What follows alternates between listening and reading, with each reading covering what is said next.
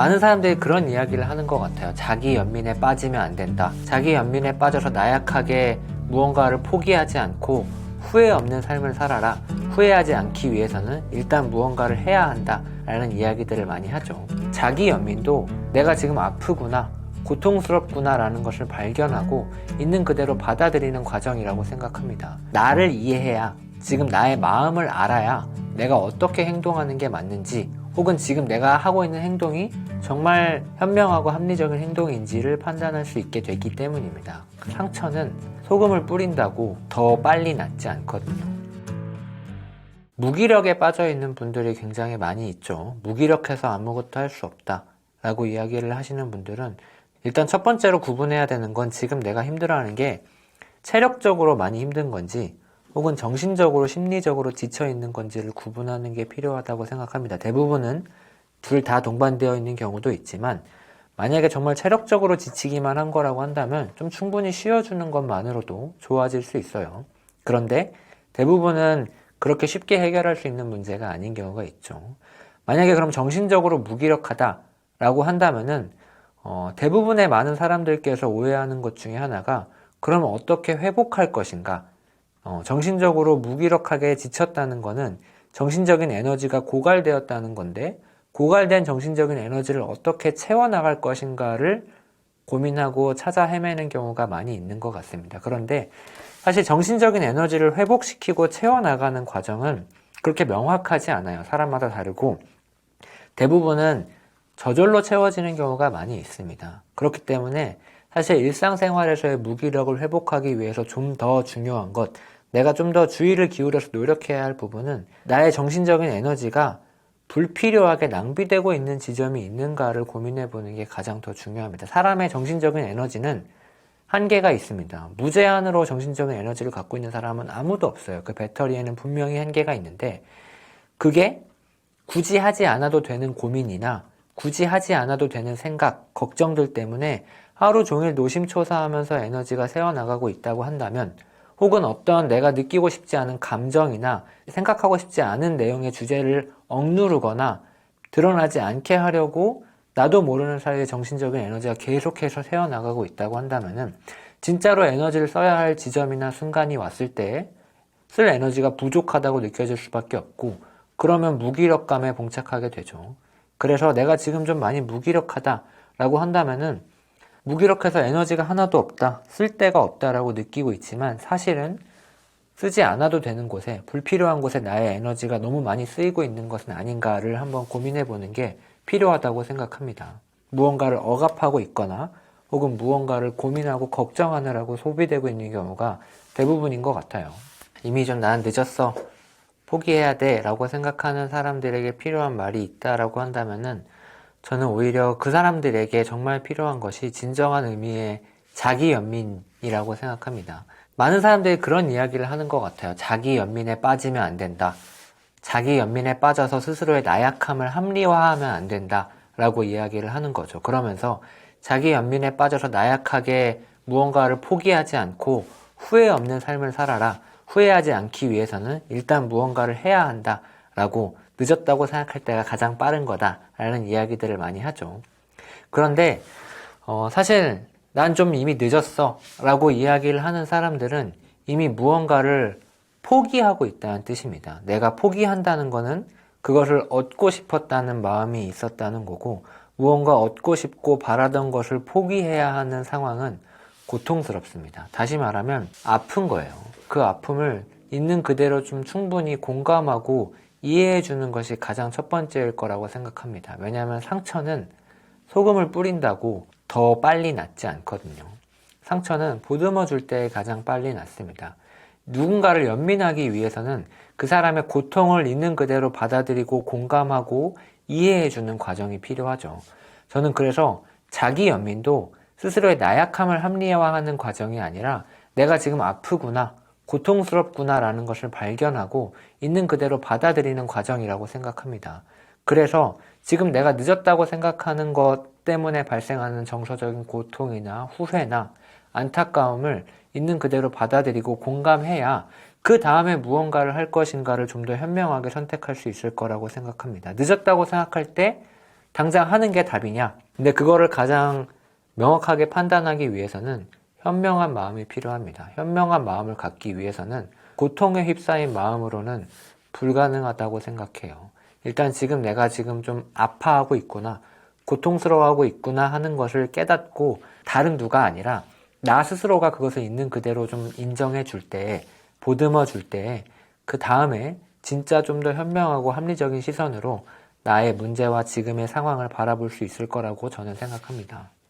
제가 정신과 의사로서 하는 상담은 좀 다른 결이 있다고 생각합니다. 가장 많이 하는 오해들 중에 하나가 상담을 보통은 두 가지로 오해하시는 것 같아요. 상담을 통해서 어떠한 나의 실질적인 문제를 해결할 수 있을 만한 조언을 얻어갈 것이다 라고 오해하시는 분들이 있습니다. 정신과 의사는, 상담가는 여러분의 문제를 해결해 줄 수가 없습니다. 여러분의 문제에 대해서 전문가도 아니고요.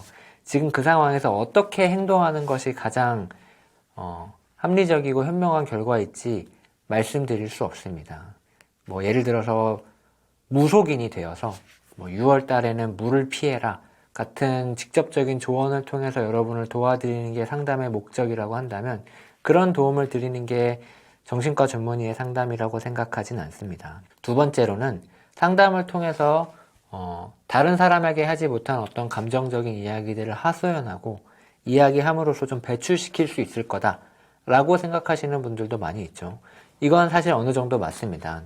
병원에 와서 다른 곳에 새어나가지 않을 것이라는 안정감과 확신을 갖고 어디에서 쉽게 하지 못했던 나의 고통이나 아픈 점들을 좀 편하게 이야기하는 것은 그 자체로 나의 정서적인 고통을 언어화하는 거기 때문에 굉장히 치료적인 효과를 가지고 있습니다. 그런데 이거는 굳이 병원에 찾아와서 하지 않아도 정말 믿을 수 있는 사람, 친한 친구에게도 할 수 있는 거죠. 그러면은 병원에 와서 혹은 심리상담센터에서 하는 상담이 다른 점은 무엇이냐라고 한다면은 상담의 근본적인 목적은 나 자신을 알아가는 과정이라고 생각합니다. 상담을 통해서는 무언가를 해결하는 방법을 찾아가는 게 아니라 무언가를 해결할 수 있는 현명한 시선을 갖기 위해 지금의 나, 지금까지의 나를 이해하는 과정이라고 생각해요. 나를 이해해야, 지금 나의 마음을 알아야 내가 어떻게 행동하는 게 맞는지 혹은 지금 내가 하고 있는 행동이 정말 현명하고 합리적인 행동인지를 판단할 수 있게 되기 때문입니다. 영화나 드라마에서 보면은 정신분석가들이 이제 환자들을 소파에 눕혀놓고 아버지에 대해 말씀해 보세요. 어린 시절은 어땠나요? 이런 이야기들을 많이 하죠.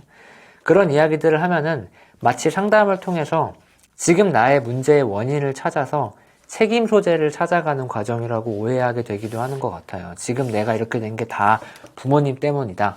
어릴 때 아빠가 나를 괴롭혔기 때문에, 어릴 때 아빠가 나를 한 번도 사랑해주지 않고 칭찬해주지 않았기 때문에 내가 이렇게 되었다 라고 이야기를 하게 되곤 하죠.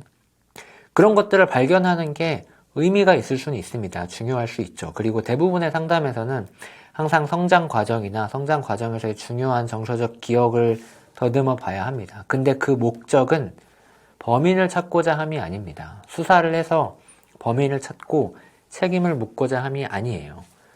어릴 때 있었던 일들을 이야기하거나 어릴 때 일이 아니라 지금의 일을 이야기하거나 모두의 목적은 지금의 나를 이해하기 위함입니다. 지금의 내가 어떻게 하고 있는가를 이해하기 위함이에요. 또 어떻게 할 것인가를 이해하기 위함입니다. 그런데 이거를 대부분의 사람들은 잘 알고 있다고 생각하지만 잘 모릅니다. 제가 왜 그렇게 행동했는지 모르겠어요. 왜 그런 상황만 되면 제가 그렇게 되는지를 모르겠어요. 라고 한다면 왜 그런지, 어떻게 그렇게 하게 되는 건지 여러 가지 가설들을 만들어 보고 그 중에 가장 합리적이거나 타당하다고 생각하는 지점을 내담자와 상담자가 서로 함께 합의를 도출하고 그래서 앞으로 맞닥뜨릴 상황에서 그때 얻은 결론을 적용시켜보고 다른 결론이나 좀 더 합리적인 판단을 내릴 수 있도록 노력하는 것이 상담의 궁극적인 목표라고 생각합니다. 결과적으로 상담은 나를 이해함으로써 앞으로의 나를 바꿔나가는 작업이라고 할 수 있겠죠. 마치 파도처럼 한번 여겨보자고요. 파도가 다가올 때 그 파도에 휩쓸리지 않으려면 파도를 타야 합니다. 몸에 힘을 빼고 파도에 내 몸을 맡겨서 내 몸이 파도를 타고 넘길 수 있도록 해야지 파도를 맞서 싸우면은 오히려 더 파도에 휩쓸려 가게 되죠. 물속 깊이 더 고꾸라질 겁니다. 우리가 머릿속으로 어떤 상황을 시뮬레이션하고 상상하는 것은 우리가 실제로 그것을 경험하는 것만큼이나 굉장히 강력한 효과가 있다는 것입니다. 생각이 너무 머릿속에 많아서 힘들다고 이야기를 해주시는 분들이 많이 있습니다. 생각이 계속 꼬리에 꼬리를 물고 이어져서 머릿속이 좀 과부하로 터져버릴 것 같다라고 말씀을 하시거나 생각이 너무 많아서 피로하고 무기력해진다고 이야기를 하시는 분들이 많죠. 자려고 누우면은 수많은 생각들이 머릿속에서 계속 꼬리에 꼬리를 물고 이어지다 보니까 불안해지거나 걱정에 휩싸여서 잠을 못 주무시는 경우가 굉장히 많은 것 같습니다. 그래서 이야기를 하시죠. 생각을 어떻게 좀 멈출 수 있을까요? 생각을 좀 하고 싶지 않은데 어떻게 해야 되는지 알려주세요 라고 이야기를 하죠. 가장 중요한 포인트는 어떤 생각이 떠오르는 것은 내가 통제할 수 없는 것이다 라는 것을 받아들이는 게 가장 중요할 거라고 생각합니다. 그 생각을 하고 싶지 않아. 어쩔 수 없죠. 하고 싶지 않을 수는 있지만 내가 하고 싶지 않다고 해서 그 생각이 들지 않는 건 아닙니다. 좀 슬픈 포인트지만 그 부분을 우선 받아들이고 인식하는 게 가장 중요할 것이라고 생각해요. 그러면 어떻게 해야 하느냐? 어떤 생각을 하게 되는 것은 내가 컨트롤할 수 없는 부분이지만 떠오른 생각에 내가 주의를 기울이고 집중할 것인가? 그렇지 않고 다른 생각을 하거나 다른 곳에 주의를 기울일 것인가는 내가 선택하고 조정할 수 있는 부분입니다. 내가 노력할 수 있는 지점이 있다고 한다면 그 부분이 노력을 해야 할 지점이라는 것이죠. 그런데 떠올리고 싶지 않은 기억이나 생각을 자꾸 하게 된다는 것 때문에 그 생각을 하고 싶지 않다, 그 생각하지 말아야지 라고 열심히 노력을 하다 보면은 결과적으로 불가능한 것을 위해서 노력하고 있게 되는 꼴이기 때문에 계속해서 노력은 하는데 무언가 이루어지지 않고 그 생각이 점점 더 갇히면서 지치게 될 수밖에 없어요. 그렇다면은 노력을 하되 가능한 것, 내가 실제로 할 수 있는 것에 주의를 기울여야 할 것이라고 생각합니다. 또 그 생각이 떠올랐구나. 그런데 이 생각을 계속 붙들고 있는 것은 나에게 별 도움이 되지 않는다고 아까 결정을 내렸으니까 나는 다른 생각을 하도록 선택해야겠다 라고 결정해 볼 수 있을 것입니다. 그러면 다른 곳에 주의를 기울여 보려고 노력하는 거죠. 근데 내가 노력을 해도 그 생각은 또 끊임없이 다가올 수 있어요. 그래도 그때 다시 한번 전환을 하면 되는 겁니다. 그게 노력이고 내가 조금 더 주의를 기울여서 해봐야 할 포인트라는 거죠. 그래서 저는 그런 이야기를 하곤 합니다. 생각을 마치 파도처럼 한번 여겨보자고요. 파도가 다가올 때 그 파도에 휩쓸리지 않으려면은 파도를 타야 합니다. 몸에 힘을 빼고 파도에 내 몸을 맡겨서 내 몸이 파도를 타고 넘길 수 있도록 해야지 파도가 다가올 때 파도에 잡아먹히기 싫어라고 파도를 맞서 싸우면은 오히려 더 파도에 휩쓸려 가게 되죠. 물속 깊이 더 고꾸라질 겁니다. 생각의 파도는 계속해서 옵니다. 계속해서 오지만 언제나 항상 파도의 고점에 내가 있진 않아요. 올라갔다가 내려올 뿐입니다. 생각을 멈추고 싶다라고 한다면 생각을 멈추기보다는 다른 생각을 하려고 노력하는 게 좀 더 좋지 않을까 싶습니다. 다른 생각을 어떻게 하느냐? 좋은 방법 중 하나는 생각하는 시간을 정해두는 거예요. 헬스장에 가거나 산책을 하는 시간을 정해두고 하는 것처럼 매일 밤 혹은 매일 아침 혹은 정해진 시간을 두고 그때부터는 그 주제에 대해서만 생각을 하겠다라고 시간을 비워두는 겁니다. 30분에서 1시간 정도씩 그 생각 시간을 정해두고 나머지 시간 동안에는 그 생각이 떠올라도 말씀드린 것처럼 다른 생각을 하도록 노력하는 거죠. 이 생각은 이따가 그 생각 시간에 고민하기로 결정했으니까 일단 미뤄두자. 생각 시간이 되어서 봤더니 무슨 내용인지 모르겠다 라고 한다면 별로 의미 없는, 사실 그때는 기가 막히다고 생각했지만 대단치 않은 생각이겠죠. 그렇게 해서 생각을 좀 몰아두기만 한다면은 적어도 하루 종일 자려고 누웠을 때 끊임없이 머릿속에서 꼬리에 꼬리를 물고 이어지는 생각 때문에 지치지는 않을 수 있을 거라고 생각합니다.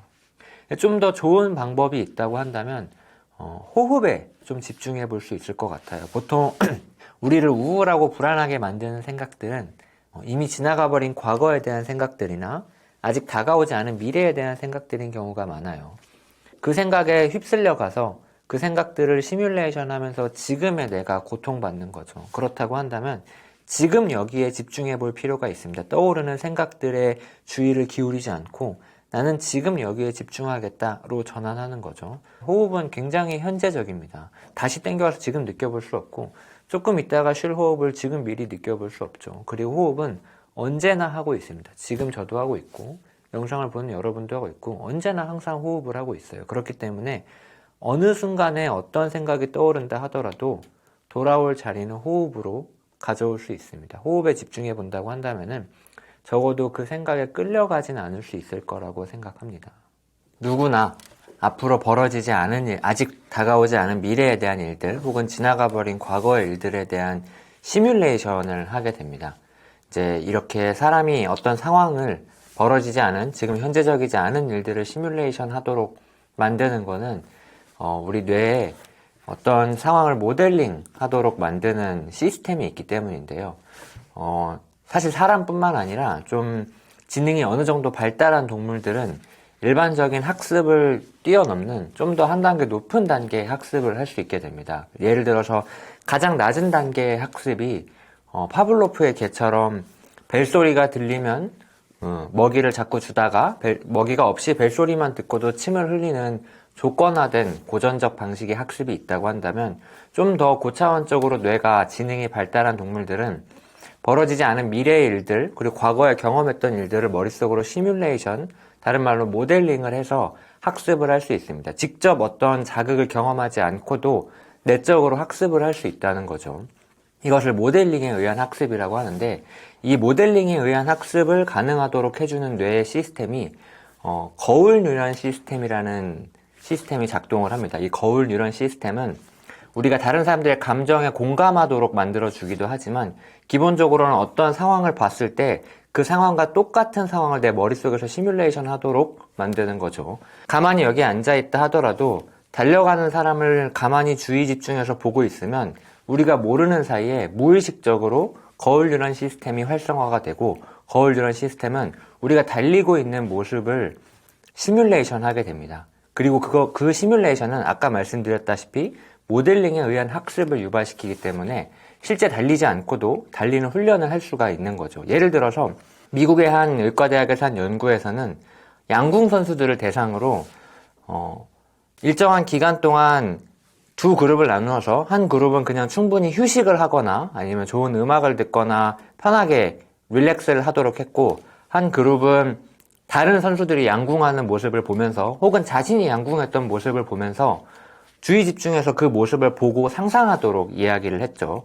두 그룹 모두 실제로 활을 쏘거나 몸을 움직이진 않았지만 양궁하는 모습을 보면서 머릿속으로 시뮬레이션 했던 그룹들은 이 시뮬레이션 훈련을 거친 이후에 확실히 유의하게 성적이 올라간 것을 확인할 수 있었습니다. 더군다나 그렇게 시뮬레이션 하고 있을 때 뇌 fMRI를 촬영했을 때 전두엽이 운동 명령을 내리는 운동을 딱 하기 직전까지의 전 운동 피질이 실제로 양궁을 할 때랑 거의 비슷한 수준으로 활성화가 됐다는 겁니다. 그러니까 우리가 머릿속으로 어떤 상황을 시뮬레이션하고 상상하는 것은 우리가 실제로 그것을 경험하는 것만큼이나 굉장히 강력한 효과가 있다는 것입니다. 우리가 무언가를 시뮬레이션 할 수 있다는 것은 우리가 좀 더 고차원적으로 무언가를 훨씬 더 다양하게, 훨씬 더 많이 학습할 수 있다는 거죠. 우리가 신체적인 한계를 뛰어넘어서 무언가를 배우고 학습할 수 있는 비결이 바로 이 시뮬레이션이라고 할 수 있습니다.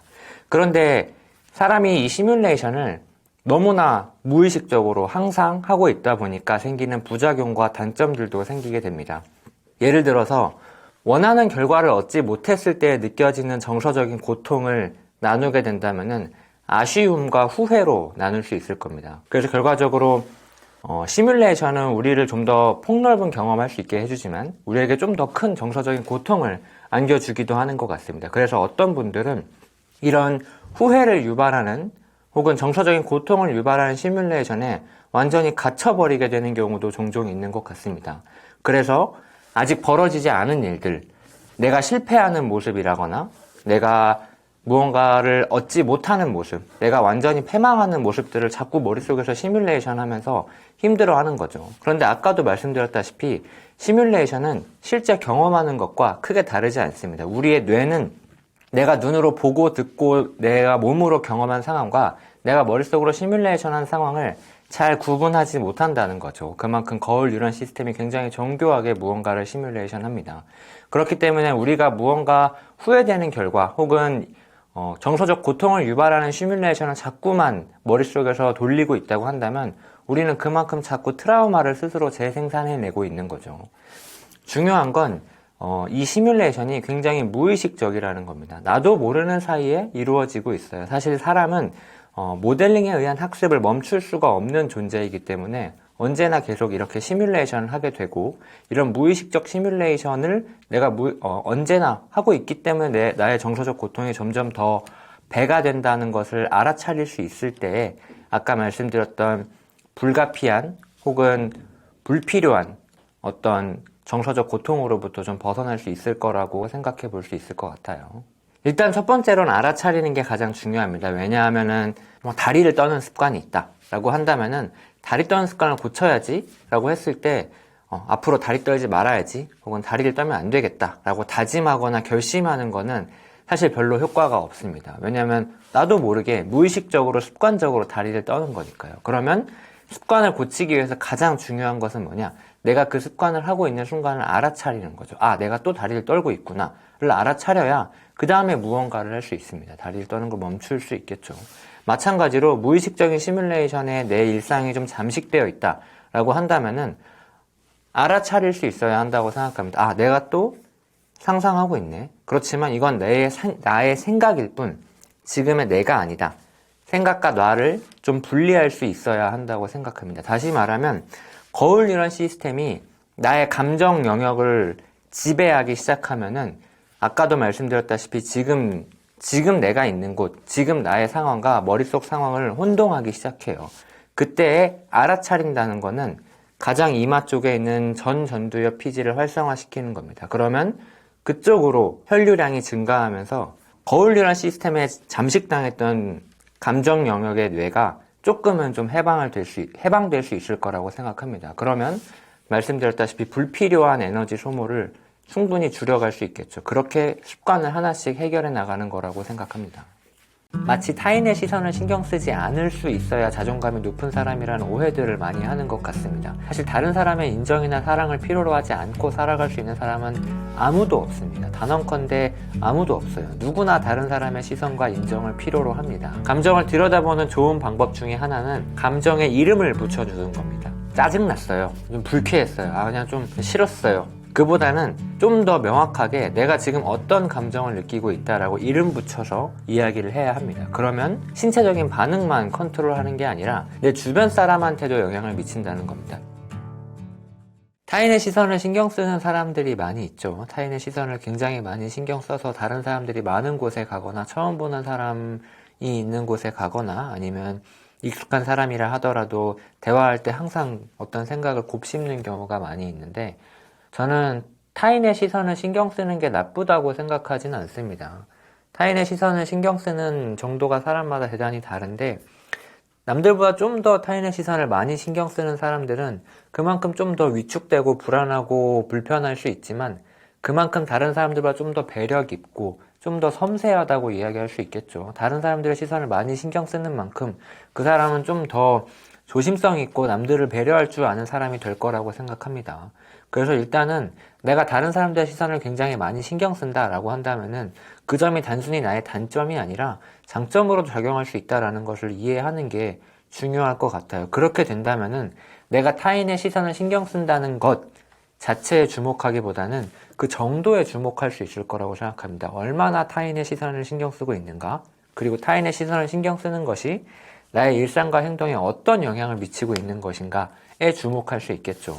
최근에는 자존감 같은 이슈가 굉장히 대중적으로 유명해지다 보니까 마치 타인의 시선을 신경 쓰지 않을 수 있어야 자존감이 높은 사람이라는 오해들을 많이 하는 것 같습니다.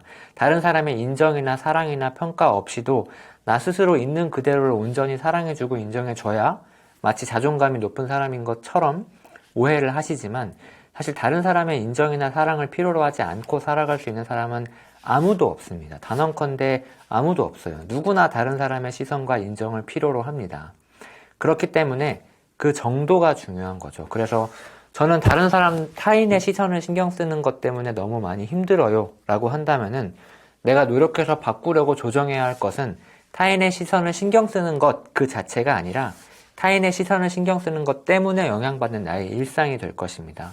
타인의 시선을 신경 쓰는 것 때문에 사람들 많은 곳에 가지 못해요 라고 한다면은 사람들 많은 곳에 가지 못하는 행동에 주목을 했으면 좋겠습니다. 사람들 시선을 신경 쓰는 것 때문에 저는 처음 보는 사람과 만나는 자리가 불안해요 라고 한다면 처음 보는 사람들과의 만나는 자리가 내가 그럼에도 불구하고 꼭 가야 하는, 내가 있어야 하는 처음 보는 사람들과의 관계에서 어떻게 할 것인가를 고민하는 게 좀 더 중요하겠죠. 근데 이걸 다 통틀어서 마치 그게 자존감이 낮은 사람처럼 본인의 어떤 영혼의 결함처럼 느껴지기 때문에 접근하기가 훨씬 더 어려워질 것 같아요. 그래서 저는 노력을 한다면 그 포인트들 하나하나를 대상으로 각계 전투를 해 나가는 게 더 적합할 것 같아요. 이제 아무래도 환자분들을 많이 뵙다 보니까 환자분들께서 감정 조절이 잘 안 돼요. 혹은 감정 조절을 잘 하고 싶어요 라고 말씀하시는 분들을 많이 보게 됩니다. 그리고 감정 조절을 잘 할 줄 알아야 성숙한 사람이라는 생각들을 많이 하고 계시기도 하더라고요. 실제로 감정을 좀 잘 조절할 수 있다면 정말 좋을 것 같습니다. 내가 원하는 때에 불필요한 감정을 느끼지 않고 감정을 마치 라디오 볼륨을 좀 늘렸다가 줄였다가 하는 것처럼 필요할 땐 끄고 필요할 땐 켜고 필요할 땐 정도를 좀 줄이고 할 수 있다면 참 좋을 것 같습니다. 그런데 안타깝게도 그렇게 잘 되지 않죠. 사실 그렇게 잘 되지 않는 거는 우리의 뇌가 감정을 느끼는 방식이 뇌가 다른 정보를 처리하는 영역들과 좀 다르기 때문입니다. 사람의 뇌는 우리가 나라고 인식하는 것, 그리고 우리가 무언가를 생각하는 것은 대부분 다 이 앞쪽, 이마 쪽에 있는 전두엽 혹은 전전두엽에서 처리를 합니다. 그런데 감정을 담당하는 뇌는 전두엽보다 훨씬 더 깊은 안쪽, 뇌의 가장 가운데 쪽에 위치하고 있어요. 그런데 가장 핵심은 이 전두엽과 감정뇌를 담당하는 영역 사이에 직접적으로 정보를 교통하는 신경세포가 연결되어 있지 않다는 것입니다. 그렇기 때문에 우리는 감정을 직접적으로 조절할 수 없습니다. 원치 않는 상황에서 분노가 치밀어 오르거나 짜증이 나거나 할 때 그것을 줄이려고, 느끼지 않으려고 노력하는 건 사실 불가능한 노력에 불과할 뿐입니다. 그러면 어떻게 해야 될까요? 첫 번째로 사실 감정을 조절하는 게 불가능하다는 것을 아는 것만으로도 굉장히 중요합니다. 그 두 번째는 감정을 조율할 수 있어야 할 것 같아요. 조절과 조율은 조금 다르죠. 우리의 신체적인 반응이 혹은 우리의 말과 행동이 감정적인 영향을 받고 있다 하는 것을 통해서 어떤 감정이 드는지를 알아차릴 수 있을 거라고 생각합니다. 지금 좀 심장이 빨리 뛰고 근육이 위축되고 얼굴이 빨개지는 걸 보니 지금 내가 화가 났구나 라고 생각하기 시작한다면은 감정을 들여다 볼 수 있겠죠. 감정을 들여다보는 좋은 방법 중에 하나는 감정에 이름을 붙여주는 겁니다. 감정에 이름을 붙여준다는 거는 그 감정을 언어라는 방식으로 이해할 수 있게 된다는 거죠. 언어는 굉장히 규칙이 있고 논리가 있는 서술 수단입니다. 감정은 굉장히 불규칙하고 모호하고 애매한 부분이죠. 그거를 언어라는 굉장히 명확한 무언가를 통해서 바라보기 시작한다면은 감정을 좀 더 명확하게 분류할 수 있을 겁니다. 그리고 감정은 이름을 가지고 있어요. 분노, 슬픔, 우울, 불안, 두려움 이런 이름들을 가지고 있습니다. 그런데 대부분 많은 사람들께서 어떤 감정을 느낄 때 그냥 짜증났어요. 좀 불쾌했어요. 그냥 좀 싫었어요. 라고 이야기를 하지만 사실 그건 감정에 대한 표현은 아닙니다. 지금의 나의 상태에 대한 어떤 호불호를 표현하는 경우가 더 많죠. 그보다는 좀 더 명확하게 내가 지금 어떤 감정을 느끼고 있다라고 이름 붙여서 이야기를 해야 합니다. 그러면 감정을 분석할 수 있겠죠.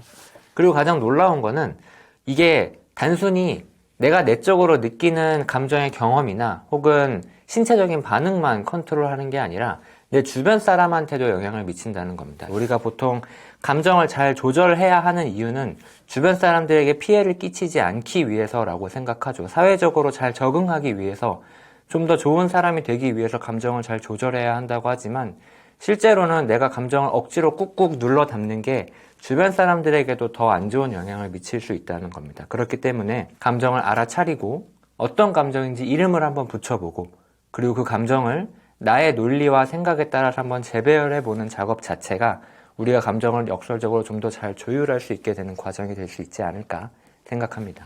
사실 감정적인 반응이라는 것은 굉장히 모호합니다. 어떠한 하나로 설명할 수 없죠. 예를 들어서 분노라는 감정은 분노가 뭐야? 라고 물어봤을 때 대답하기가 굉장히 모호합니다. 그렇지만 하나하나 분노의 요소들을 설명할 수는 있겠죠.